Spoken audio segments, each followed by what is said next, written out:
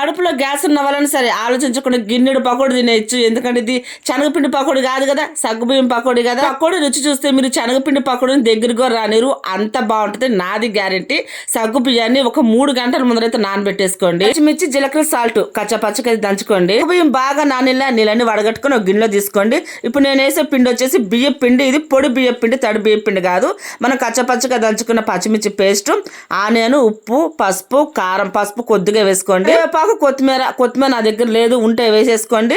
నేను అల్లం పేస్ట్, ధనియాల పొడి కూడా ముందు వేసాను, ఆ క్లిప్ మిస్ అయింది మీకు, అందుకే మళ్ళీ చూపించాను. కొద్దిగా అయితే వేసాను. పకోడీ పిండి అట్లా కలుపుకుంటాం, కొద్ది నీళ్ళు జీలకర్ర తెచ్చుకుంటే అట్లనే కలిపేసుకోవడమే. ఆయిల్ డీప్ ఫ్రై చేసుకోవడం, చిన్న పకోడీలా వేసుకొని చాట్ మసాలా ఉంటే వేసుకోండి, అబ్బా టేస్ట్ బాగుంటుంది. అది కూడా ఫ్రూట్ చాట్ మసాలా అయితే ఇంకా బాగుంటుంది. పిండి పకోడీలు ఏ మూల కూడా పనికిరావబ్బా, ఈ సగ్గుబియ్యం పకోడీల ముందర పిల్లలకు కూడా మంచిగా అరుగుదల ఉంటుంది. ఏ ఇబ్బంది లేకుండా హ్యాపీగా చేసి పెట్టండి.